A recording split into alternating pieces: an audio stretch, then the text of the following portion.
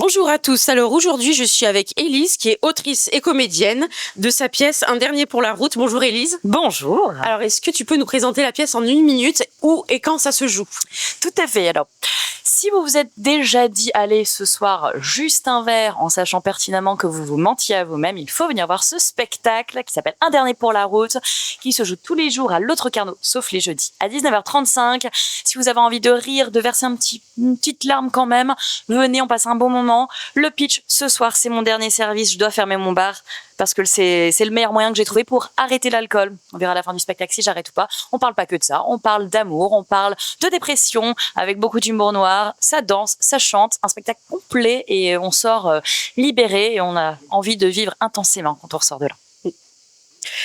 Comment t'es venue l'inspiration pour cette pièce? Pourquoi choisir d'écrire sur ce sujet? Eh bien, je me suis rendu compte que le sujet de l'alcoolisme était un sujet très tabou lorsqu'il concerne les femmes. Autant un mec qui boit, on va vite dire que c'est un artiste, on peut être maudit, on pense à Gainsbourg, on pense à des figures comme ça un peu inspirantes, un peu sulfureuses, mais dans le bon sens. Alors qu'une femme qui boit, on va dire, elle a un problème, c'est une pochetronne, c'est une cassos, on n'a pas forcément envie de la voir avec empathie. Et du coup, je me suis rendu compte que l'alcoolisme touchait beaucoup de femmes qui n'osaient pas en parler.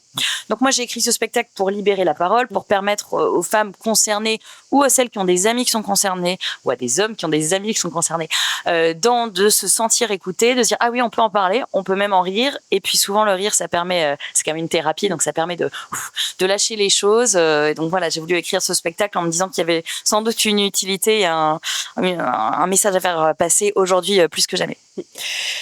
Alors il faut choisir 3 mots pour définir la pièce. Tu choisis lesquels?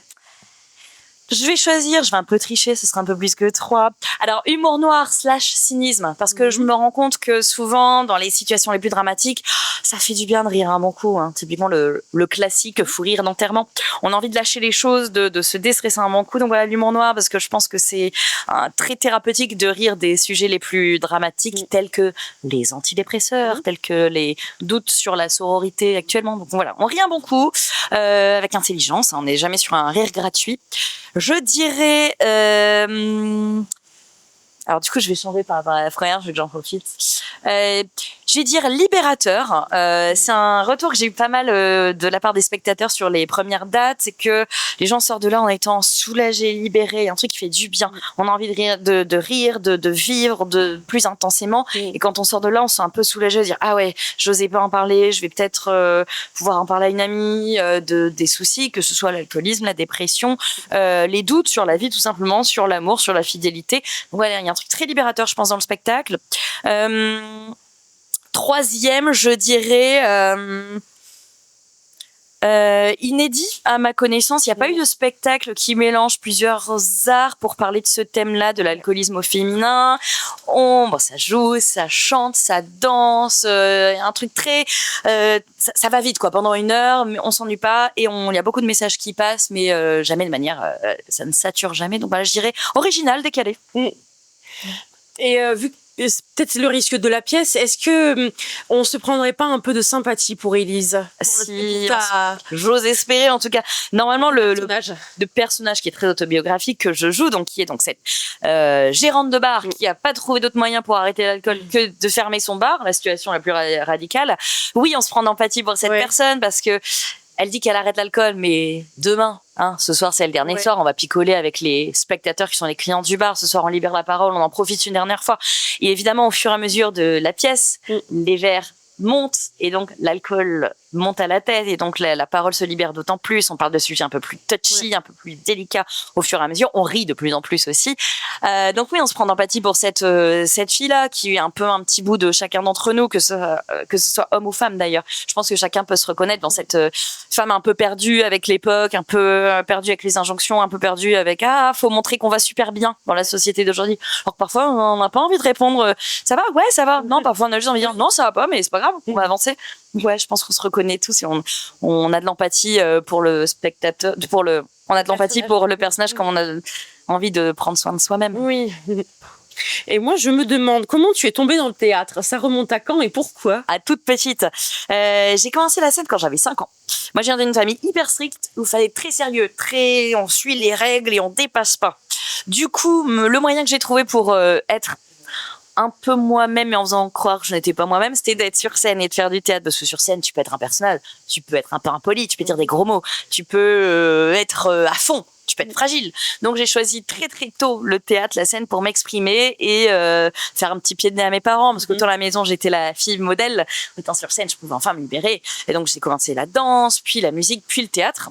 Parce que je me suis dit, c'est cool, la danse, c'est super, mais le théâtre, on peut parler. Donc je me suis mise au théâtre très tôt et ça m'a jamais quittée. C'était vraiment mon moment de bonheur de savoir que le soir ou le week-end ou le mercredi après-midi, je pouvais aller sur scène et faire des bêtises. Et te lâcher. Il me lâchait. C'est une belle histoire. Ouais. Allez, un dernier mot pour la fin. Pourquoi venir voir cette pièce ?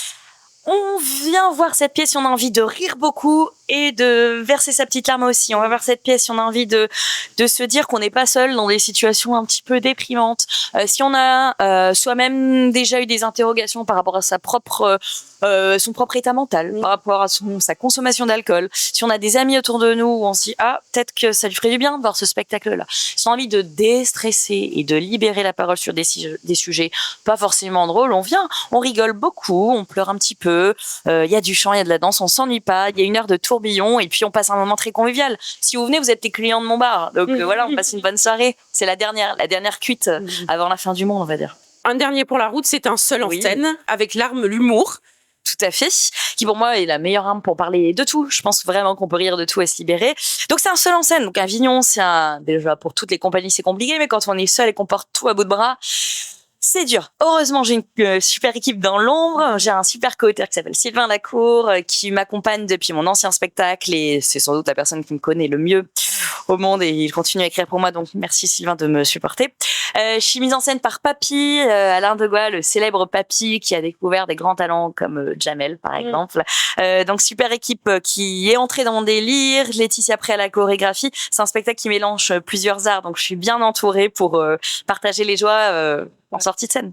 Eh bien, merci beaucoup. Et Élise, on te retrouve à l'autre Carnot. Tous les jours 19h35, sauf les jeudis.